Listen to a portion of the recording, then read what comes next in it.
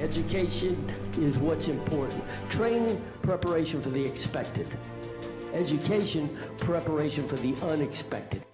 Good afternoon, Team Krulak community, and on behalf of Marine Corps University, the Marine Corps University Foundation, and the Krulak Center for Innovation and Future Warfare, welcome back to the Brutecast, our series designed to connect the worlds of the warfighter and PME with the best in innovative and creative thought.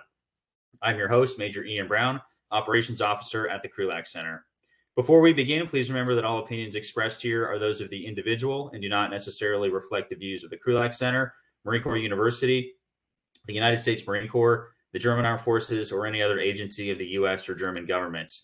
So today, we welcome back, and it has not been a long time since we last saw him, Col Sönke Marahrens of the German military, and is currently the Director, Community of Interest, Strategy, and Defense Hybrid Center of Excellence, the European Center of Excellence for Countering Hybrid Threats.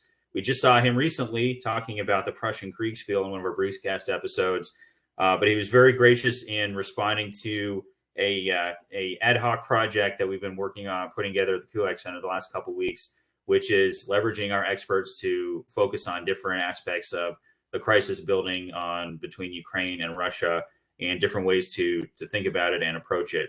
And so it's in his capacity working at that the Hybrid Center of Excellence that he's joining us here today, where he'll be talking about countering hybrid warfare and helping us understand better what that is and what things it leverages and what assets we have on our side here to leverage it against those who use it. So, sir, welcome back to the show on short notice, and I'll turn it over to you.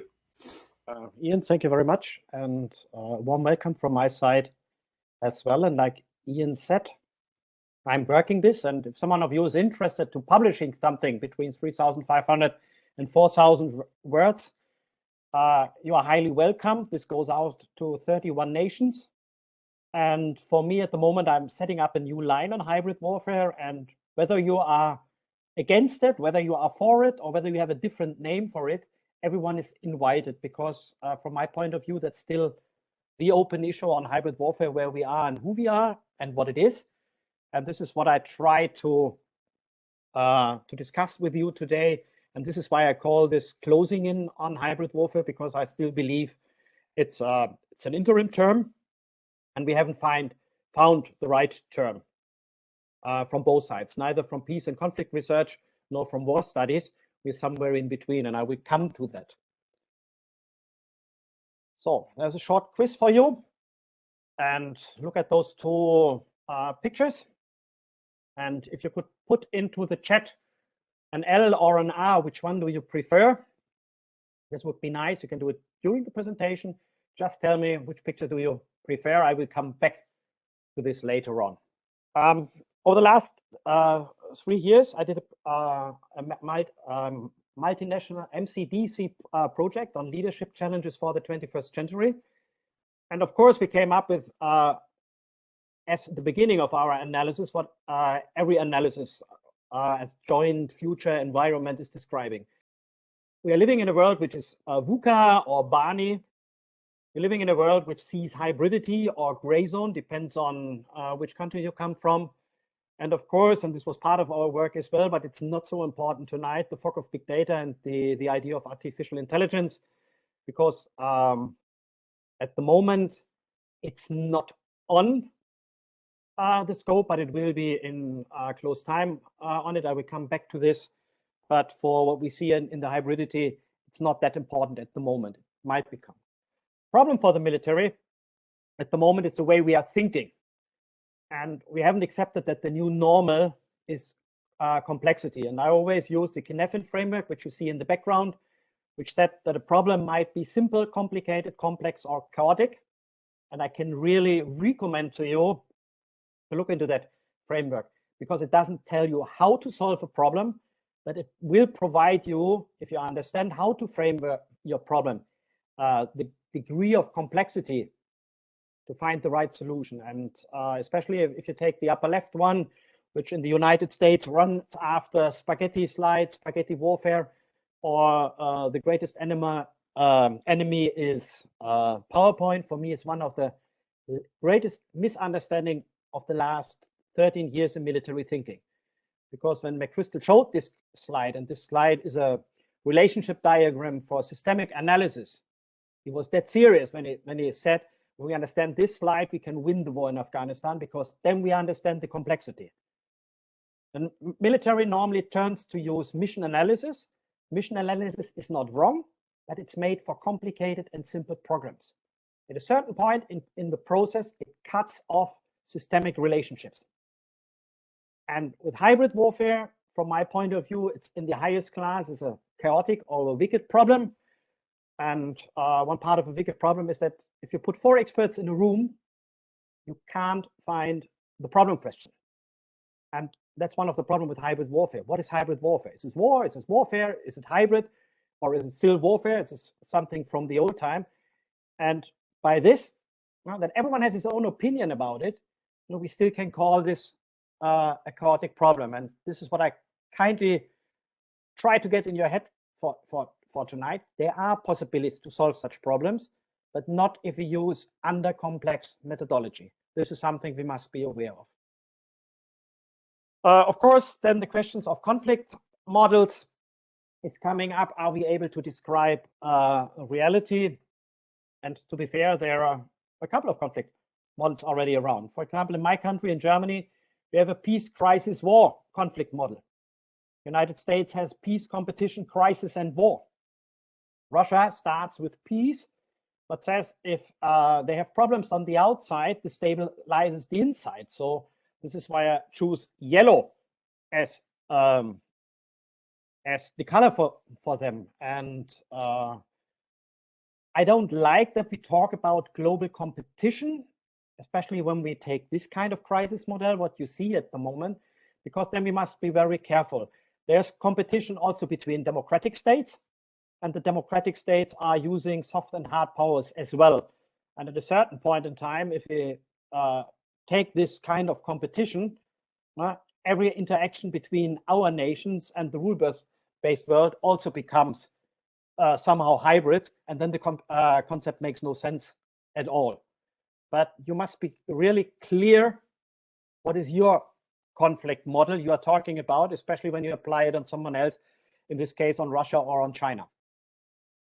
So in our center, we have 2 different approaches to hybrid threats. So my colleagues, they come from peace and conflict research, and for them, war is the abnormal, something that should not take place. So, however, they have the problem that during normal peacetime, suddenly we see this kind of hybrid threats, which might create crisis and which might even use elements of war, like we have seen in Crimea. But we didn't call it at the end a war. So they're coming from the left side of the picture, and I'm coming from the right side later on as well. My colleague Hannah Smith, together with some colleagues from the European Union, they developed a great model, which I really can recommend to you, and you can download it from our webpage. It's called The Landscape of Hybrid Threats, a conceptual model, and I will go through some parts of it, and I really can recommend to read it. The original idea, and there you can see that it's for the purpose the Krulak Center is asking. They use literature from Russia and China in the original language in order to understand the cultural difference as well. The model design was done with us and the European Research, the Joint Research Center of the European Union.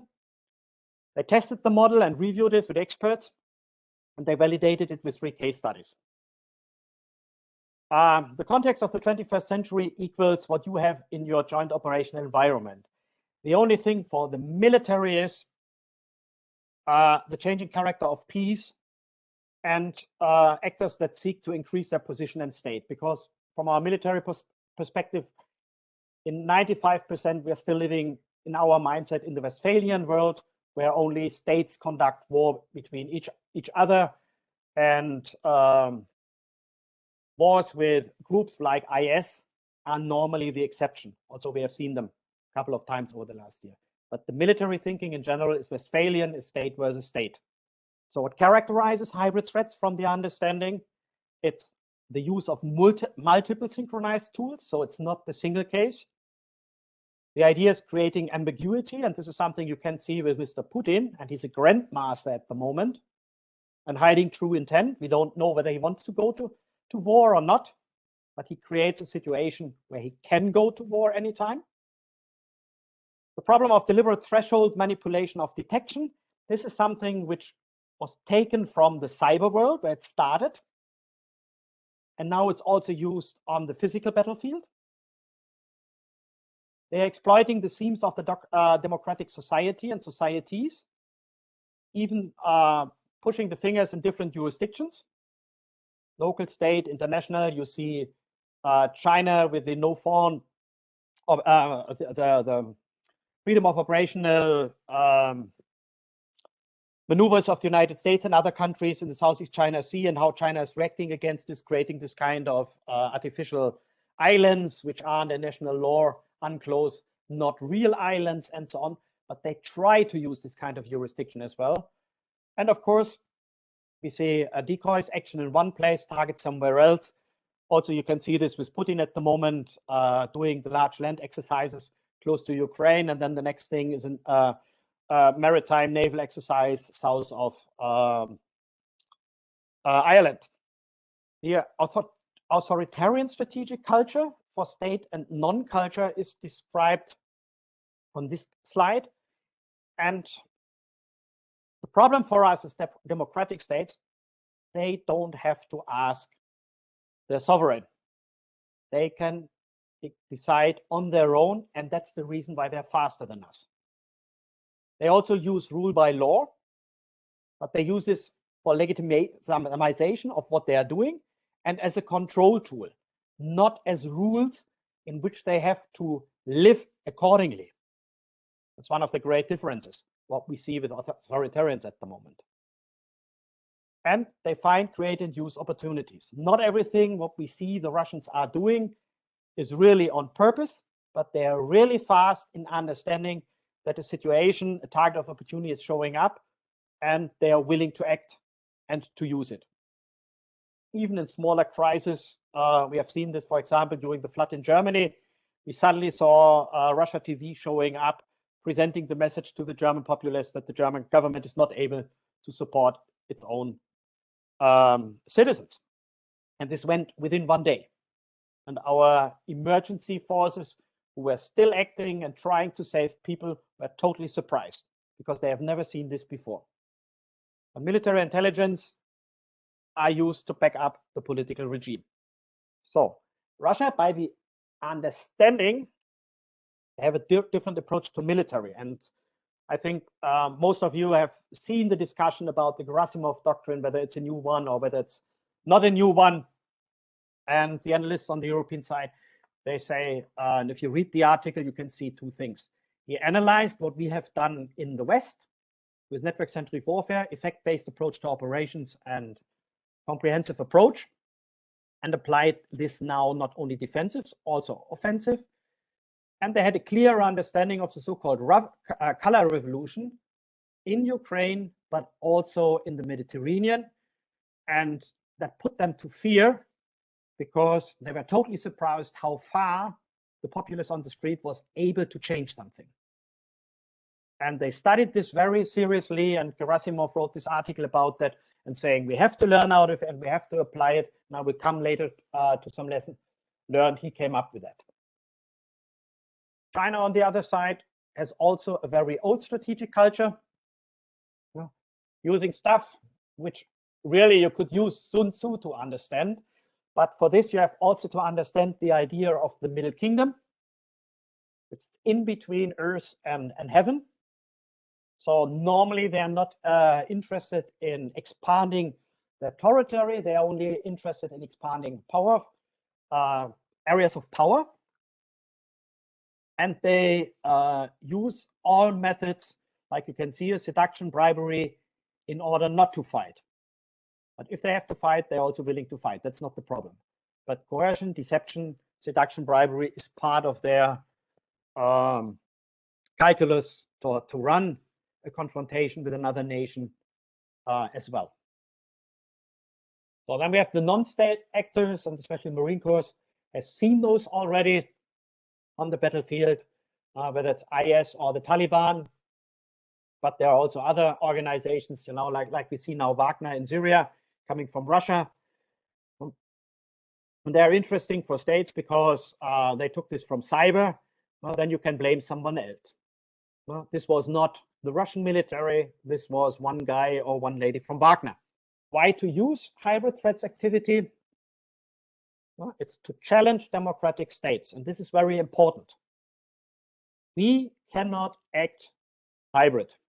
I will come to this later, but that's our challenge, but also our chance at that point in time. And for the military, the great problem is marked in yellow. The military-centric approach is excluded or may not apply. Does not mean that you've seen military, like we have seen it in Crimea, or we haven't seen it in the Southeast China Sea, but it's not the first choice. But if necessary, they take it. So my colleagues came up with this kind of model. Now we got the second spaghetti slide, where you have on the left side actors and non-state actors. This also explains that it's hard to attribute an action. They identified 30 tools which were used to execute hybrid threats in 13 domains. And the military, the last time I checked, we were at 7 or 8 with the PMISI II domains, but my colleagues found more. And that even makes it harder for us to understand what is going on. Of course, you can reduce them, but then you might get sunk in the fog of information. And activities, and this is hard, especially for my peace and conflict research colleagues, interference, influence, operation is okay for destabilization, but for coercion, that the other side is also use war and warfare or means of the military. That's not what conflict researchers normally like. And what must be really be clear, it's the target, that's us. And at the end, it's about undermining the decision-making capability by creating dilemmas. So whatever you decide, you will lose somehow if you're not able to reframe the problem in a certain way. So why hybrid threats are not a tool for democratic states? Because we believe and normally act under the normative rules of law and in accordance with those restraints. And if it gets attributed to us, then we have a problem with our population due to our transparency. That's the idea behind it. And the ethical base normally for democratic states is different to the one of an authoritarian state. So the understanding so far is that hybrid threats are against democratic states executed by authoritarian regimes. Everything else would not fall under the idea of hybrid threats. So then, coming from war studies, the other side. In war studies, if you take Clausewitz or Boyd, war is the normal and peace is the abnormal. Because every state of peace at a certain point in time becomes a crisis and becomes war again. And in this tension field, this is why I'm always saying also to my boss that we still need the term of hybrid warfare, and that it's not only Clausewitz chameleon that the war has changed. Of course, war is still an act of violence, and we see acts of violence. But this is due to the increasing complexity, which is much more complex than Clausewitz had at his time. Something new is building up. But like I said, closing in, I don't have the answer as well tonight. What differentiates hybrid war from war at the end is the problem or the idea that over the last 200 years, we tried to enclose the concept of war. We have the use ad bellum, the right to go to war, and the use in bello, the law in conflicts, and everything is well organized.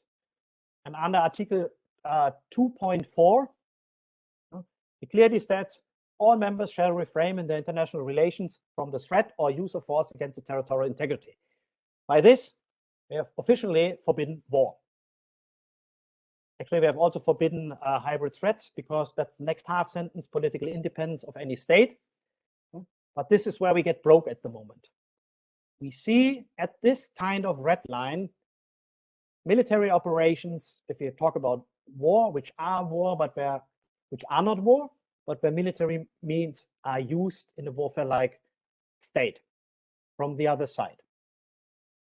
And due to the unwillingness of the West to call some things for political reason a war, this is what created the gray zone. Because under 2.4 and 51, the right for self-defense, it would be a clear procedure. But if nobody is willing to call something, if it smells like war, if it tastes like war, and it touches like war, we are not willing to call it a war, then we need a new term. And this is why when hybrid war somehow was created. Our paradigm of warfare, coming from this kind of legalization or normative approach to war, is that with regards to a soft and hard power, war is only if two countries exchange military actions and resources on each other. This is how we enclosed it. Of course, we used military resources and action in other fields, but the idea of warfare is military on military. And this is also our peer-on-peer thinking we have. And to be fair, multi-domain operations, in order to get to cover the Russians, is not easy because they also developed a kind of multi-domain operations. And they also they changed much more the understanding of their organization. They became agile, what we are always talking about, with their kinds of battalion task groups, which has an overarching, a different concept. In the Western armies, the brigade is controlling the different capabilities of the combined arms. In Russia, it's now on the battalion level. And you could compare it with the wolf or the pack of wolf fighting the moose. The moose is still able to defend itself, but it might be not fast enough. And also their command and control system, and we have on my own position, we had Roger McDermott writing something on the Russian command and control system. They are capable to lead this kind of battalion task group. And for this, if we use the wrong picture now, it might be that we don't understand the readiness of the Russian forces. Because for this kind of warfare with small units, you need a different type of logistics, like with the old one, core-driven warfare we have seen so far. So there's also, we see a change in organization. Now we have to ask, what are the business processes behind it? And whatever we are doing, this work is also complex, but we cannot only hide in this, but we must understand multi-domain operations. Otherwise, we get overrun from the other side. The problem of the actual paradigm is that you have more powers, and that the former soft powers, diplomacy, information, and economics, through the means of cyber, became also somehow hard powers. Social media, influencing, and therefore you can have an information warfare without having a normal war. And we don't have words for that. Who is running that war in your country? If it's not war, because it can't be war under Article 2.4, nobody is declaring it. But a good hacker is capable to do the same amount of damage than you would do with conventional weaponry and conventional armory in a conflict. And the worst thing, hybrid war or modern conflicts without the military, we are still here, and we're getting attacked in all our other domains of soft powers.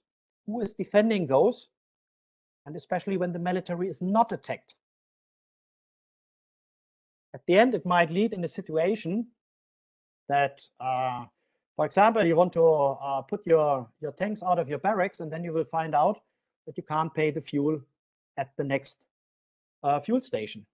Or even if you want to pay them, that a hacker attack, and there's a hacker attack at the moment on a German fuel company, that you're not able to pump the fuel out of the tanks. So there might be wars without the military, conflict without the military, and we're still searching how we define those.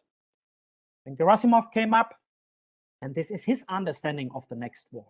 The most important part of this is, he says in his article, correlation of non-military and military measures is 4:1. we in the military are only preparing us with multi-domain operations on 20% of the next conflict. Who is taking care of the other 80%? Who has a 24-hour, 7 days capability to find out that the Russians are running through their cyber systems, that they try to manipulate elections, that they try to manipulate economic aspects of your society? So we see in the 80% the hybrid threats, and on the low side, hybrid warfare and multi-domain operations. How do we marry those? And then inside the military threat, everything I marked here in red are the use of military means. But we could not use them or attack them directly because they use their military in a hybrid, non-attributable way against us because we are the target. And just to give you an example, what just happened in Europe, 10 days ago, little kids in Sweden went to their parents screaming and asking them, Mom, Dad, will there be a war in Europe? And the parents were totally surprised because they prevented their kids from seeing the news and some build-up. At the end, it came out that the Russians were able, via TikTok, to address Swedish small kids. So if you're a company commander and you're deploying to Europe with the idea of manipulating a Facebook or a TikTok algorithm, I can target the kids of your family, of your company at home. And suddenly you have your soldiers coming that their families in the United States are stressed because the markers for a military family are very easy. Those are the ones who signed up for military pages, for movement pages, and so on. And I can find out who is a military kid at the end. It takes me 5 or 6 minutes, and then I can directly message to those families. And this is a non-military operation or military personnel or military families. On the other hand, NATO found out that the Russians set up a case in Poland where a battalion commander was smeared in a way that the Polish had to release them from command. There's a clear understanding that this was a legal operation from the other side, but the problem now is the battalion lost his battalion commander. And you can't replace him within 2 days. Especially not when you're deployed, when you've trained with your soldiers, and then you go to Europe, someone is smearing you, and the leadership is gone. How do you want to prevent or you want to maintain unit cohesion? Another aspect, of course, is technology. And here it's not one technology, and we looked into 18 technologies. I can give you 20 different. It's the possible combinations of those technologies. And then in a hybrid environment, when we are pre-war, your enemy, your opponent has access to all kinds of technology. Small drones, artificial intelligence, name it, they have it. On the battlefield, we won't have it because some of the technology we are not able to provide to the last mile, or it takes us 12 years to buy it. Because if you could buy it now, they will have it. We have to run it through an armament cycle. And then we have also seen that low hybrid technology is re-entering the military and military warfare, like in Azerbaijan, where we saw the mini drones as a real enemy to especially tank operations. And the first pictures we saw from Ukraine were that the Russian tanks had kind of cages self-installed on their tanks in order to protect themselves against this kind of micro drones. And for this, from the military, and this is something I want to do with my department here at the center, we might have to look technology with a new lens, which we call beyond the dual use of civil and military use. We have also to think about a hybrid component, either hybrid offensive or hybrid defense, which might help us to protect us against hybrid operations. If you take those 18 technologies and put this on the new non-kinetic Boyd-Oder loop, and I've stole this idea of the non-kinetic Boyd-Oder loop, and I hope Ian won't hate me for that, from the IDF, because they renamed ACT into explain. There you could see that the kinds of technology depicted on the right side This is just writing technology forward. That's evolutionary. This is nothing special news. Even hypersonic, if you look up how long this is in the pipeline, this is just supporting the action part. It was not the matter of how, it was always just a matter of when. Others are supporting for its feedback lines like 5G technology, cloud computing, communications. And that's the reason why the IDF changed the ODA loop to explain, in order to also use kinetic or describe kinetic effects, because act is also part of a cognitive will. I explain you my will either by an information operation or by a kinetic operation. And if you use this kind of new technology, artificial intelligence, ubiquitous sensor system, biotechnology, especially in the Orient part, this might really be game changers for war. And we have no clue when they will show up on the battlefield. For example, if you run a field hospital, what are you doing if you take in 2 enemy soldiers which are wounded on the battlefield, and you don't have any idea that those soldiers have a medical reduced level of violence? So the moment they are waking up, they might be the monsters in your field hospital. How do you act on this? How do you understand this if biotechnology and other things are applied? So at the end, national defense and alliance defense at the moment in future warfare might be 50.5 cyber defense at the beginning, because the connectivity is built through IT technology. And of course, we have to understand that we need multi-domain operations. Otherwise, we will use a peer-to-peer conflict. And to sum this up, future operational environment is complex, even wicked. And Putin is creating ambiguity every day. I can't tell you whether he will attack or not. But what we see is, if he takes a decision, he can. Cognitive warfare means also that to outsmart our opponents, we have to be smarter. And for this, we have to understand that complex and system thinking is the new normal. You still have to do mission analysis if you can define the problem as complicated or simple. But to understand the environment, you have to apply a different set of methodology. And for this, we have to frame the problem correctly. We have to question our organization and processes, because the Russians did this already. Technology is a main enabler and multiplier of hybrid warfare. And there might be a paradigm shift that hybrid operations, and this goes back to the idea of political warfare of the 1950s to 1990s, hybrid operations not preparing or shaping the battlefield, that at the end, the military is simply polishing the success of hybrid warfare and hybrid threat actions. And by this, I come to my last slide. And the question here is, are you a strategist?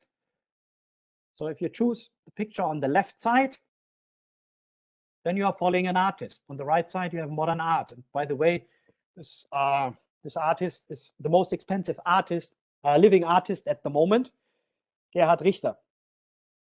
But in the right picture, you have to set up your own mind. If you see a forest on the left side or a city on the right side, this is where you have to set up your mind. This is looking into the chaos. On the left side, someone has thought for you. Become a strategist in this kind of complex. Try to make yourself aware of modern art.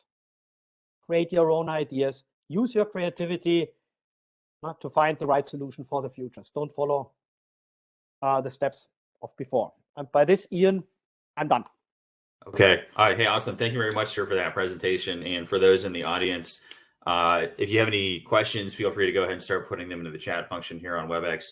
So while we're waiting on those, really, it's funny, before I have a question, more of a comment, but on that last slide, sir, the modern art piece reminded me of something I've been seeing a lot on social media recently, which is using AI algorithms to generate original artwork.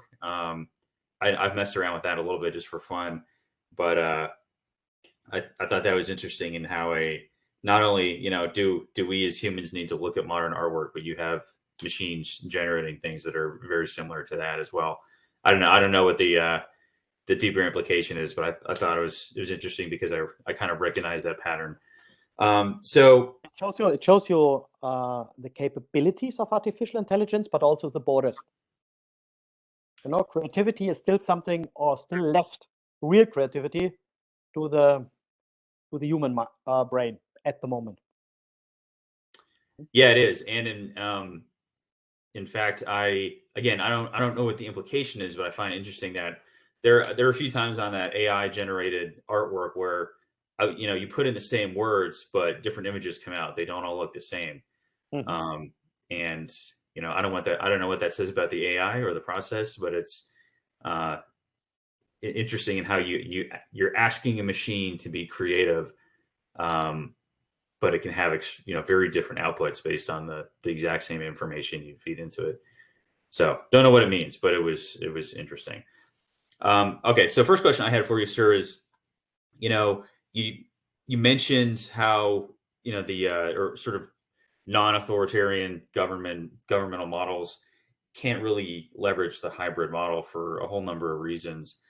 So with that, you had that the non-kinetic OODA loop at the end there, but in terms of things that are available, like say we wanted to a Western government wanted to do something right now to counter hybrid warfare.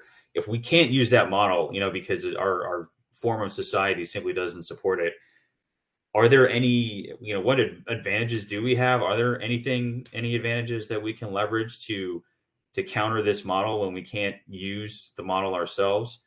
And I'm wondering if something like the recently in the news, something we just watched an Irish fishing fleet go up against, I'm oversimplifying, but go up against a Russian Navy and have it pull back from a pretty aggressive decision to conduct live fire drills inside of a country's in economic exclusion zone.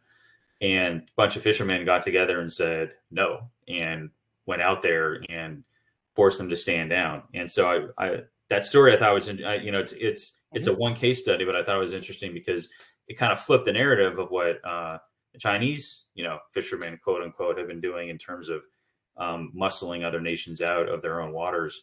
So is that an example of something available to a non-authoritarian regime to counter the hybrid model that we can't use?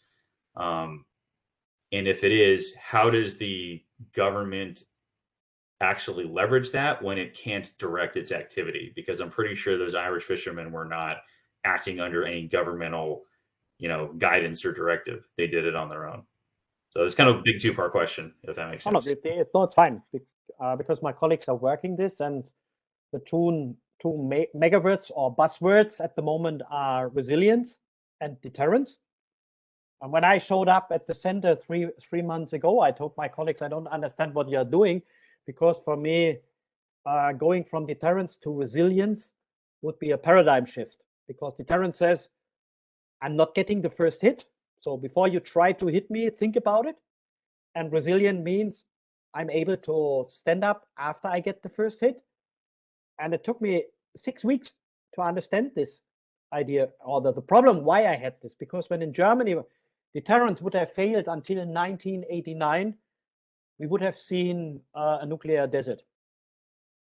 So in the middle of Europe, we never built up resilience in the same way like my colleagues up north in the Baltic states, with the experience of being occupied by Russia and run under the Soviet Union, but as well as Sweden and Norway and Sweden and Finland being either not aligned or a neutral country, with a clear understanding that the enemy number one will be Russia. And if you, my dear citizens, don't want to get occupied, you must be part of this resilience program. And that's their clear understanding. But they also understood that they have to ramp up deterrence. And my colleagues working now on the idea that we could apply the concept of deterrence not only on the military side, on conventional nuclear deterrence. They also come up with some ideas whether we could apply it in cyber, in the cultural domain, and in other domains, by using the concept either to raise the cost for the enemy or to make it unattractive. We will see how far this goes, but I think the most important part of the military is we are still in need of a capable military, because deterrence, conventional deterrence, must be believable. The other side must understand that we are capable, because that reduces their options. If you build up resilience and then things happen, in an authoritarian state, North Korea would not able to get the fishermen out on their own. They must be ordered. Here, and this is a kind of civilian resilience in one country, they stepped up on their own. They didn't ask someone. They just did it. So they used the complexity and the freedom of their system to act on their own. And this gives you the chance to work multiple attack vectors autonomously. If you have to sort this out, do a command and control, and now assign someone, this takes too much time in the democratic system. But here, the citizens on their own were capable to react, and this is part of building up a literate and resilient citizen. Okay, so great. That gives you. I got a couple other sort of branching questions off of that right there. I'm trying to figure out what order to do it first. So, I guess let me start with some of those other countries who had sort of the adopting a model of civic resilience in a number of ways. And you mentioning how the being a little bit closer to the big person in the room in Russia there has sort of given a focus of effort to their work to really go aggressively after building that sort of civic resilience. Outside of having a big namer staring them down all the time, is there anything else that you think has made their adoption of this successful in their countries? And what can those who are sort of farther away from a geographic threat take from that in order to adopt that sort of civic resilience as well? Because I guess I could see how the farther and farther away you get from a real threat that sort of focuses your mind, the harder it might be to convince your population that they would need to have to embark on this sort of resilience education, if you will. Yeah, and this is something I also try to make sense about it, because I see it in Germany. So the next battlefield is thousands of kilometers away from German soil, and we see the same in our society. So having a mandatory military service adds something to resilience.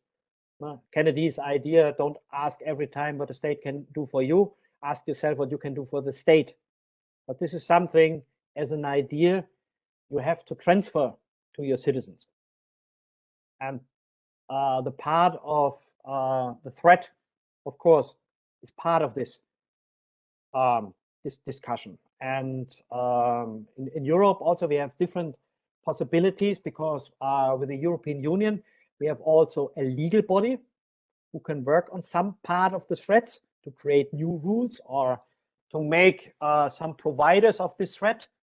And I'm not accusing Facebook now being active, but the platform of TikTok, Facebook, and so on is used for hybrid activities. So by governing those platforms, this is something the European Union can do, which NATO, for example, can't do. In this case, NATO is an object, whereas the EU is also a subject. And coming together with different nations, getting this understanding, there's also something learning from the other side. And some cases, for example, when we have seen the instrumentalized migration between Poland, between Belarus and at the Polish border, there were totally different understandings all over Europe. We have to learn from the others, because they have a clear understanding about the threat. And if every nation really looks inside their own processes, they will find somewhere the Russians smuggling around. So this kind of threat is already there, and we just have to make it transparent. And for example, in Finland, they have some kind like a social media driving license to make their students literate in the use of social media. Not just consumers. Understand what you're doing. Ask yourself, is this fake news? Is this real news? Or what is in between? So at the end, it's also about education. Okay, that's very interesting. I'd never heard of the social media driver's license. I might look that up later and dig into it a little bit more. I got a question in the chat, which I will get to here, but I had one other sort of branching question I wanted to go to, and then we'll get to the chat. And that was, going back to how that Irish fishing fleet is an example of having multiple attack vectors, basically to push back against the multiple vectors of the hybrid model. How I guess aside from the education, which you already talked about here, what other ways can either a government or a civil society sort of harmonize the effort of those multiple attack vectors when you don't have the same, authority, literal authority that authoritarian regime does, where they can say, like Chinese government, for example, they can direct the fishing fleets, they can direct their own coast guard, they can direct their economic efforts in a very harmonious fashion because there's only one person who's really in charge calling the shots. How would you harmonize those different vectors under a society where that authority is very very diluted? And if I'm sort of example, the Irish or United Kingdom governments can't tell their fishing fleets to go do that, and they can't tell non-governmental agencies to to use them, do informational outreach, right? What can be done to build those different attack vectors together into sort of a critical mass that can have a larger effect pushing back when the government literally does not have the authority to tell them to do that? So I think the first thing, it was for the Russians a surprise as well. I've seen 3 arguments why the Russians were exercising in this area. The first argument was someone drawing a map and saying this is where the main internet cables are. The second one I have seen was the buildup of the American gas fleet providing liquid gas to Europe. And the third would be the routes of American forces going back to Europe. But at the end, by creating this kind of ambiguity, the Russians were surprised at a certain point in time that those fishermen, they just had the problem with their economic base. This was not pre-planned. And this is in this kind of multi-domain operations, you have this kind of unintended effects. And this was an effect which backfired heavily, and they were self-motivated. So, and by this, I cannot answer. I don't believe in this idea of harmonizing everything. I'm more in stimulating your own population. You are part of this kind of defense. Don't wait for the government. Don't wait for the state. Sometimes, if you identify something, act on your own. But please stay within our rules. Because if we give up our rules, we become authoritarian as well. But Democrats defending democratic values, nothing can't be wrong in this. Thank you very much. I like that, the stimulate versus harmonize. I think that's a good way of kind of framing that. Okay, so do you have a question in the chat that I'll get to? And then unless we get any other questions, we'll probably call it a day. So from Vijalji Odedra, who, again, I'll call out and say thank you for joining us again on the Brewcast. We've seen you here often. The question is, how do you support your colleagues and the civil populace for the future in such a contest environment? And I think the question is sort of directed at you and your role at the Hybrid Center of Excellence where you're working. I think we're one of the centers with the most growth over the last year. We started in 2018 with 9 member states, and now we are 31. And it could be EU and NATO members. The United States is member of it. Canada is member of it. And so I think by creating the understanding, by coping with it, we see the outreach from organizations like yours, but also from the other NATO COEs, even from the United States, reaching out to us, because everyone is an expert in his own field, and we can provide some kind of framing. We are not providing the answer. You find a lot of stuff on our pages. We also have some internal papers, which we just give to our member states via their official point of contact. For example, in the framework, you can download the public one from our webpage, but there's also one which describes the 30 methods in the toolbox to counter hybrid threat. So there's a paper on this via the US or the UK point of contact available, where they digged deeper into it and telling the people. We wrote something on deterrence. There's a so-called 4S model, which you could apply, and from this you can derive your own methodology, what you have to do in your state. And for example, we have the joint operation, the JEF, the British-led Joint Expeditionary Forces. They did an exercise. They asked experts from us to come in, and they presented a couple of hybrid dilemmas in their build-up. That at a certain point in time, the commander said, I have to stop here, and I have to bring up my staff on speed, not to think too militarily. And now they came back asking us, and we created a counter-hybrid warfare working group together with them, and we are working on the operational level with them. So if someone asks us, we can support them with the knowledge we have, and also with the papers we already have written, which you can download from our page. And we provide them, we are pushing them out to NATO, to EU, but also to our member states. All right, thank you. And yeah, that's actually, I'll make sure that when I post this, I put a link to the page for your center in the show notes so people can go and access all those resources directly. So getting down to the hour mark here, I don't have any other questions in the chat, sir. So if you have any, happy to let you have any final comments or thoughts, and then we'll close it out.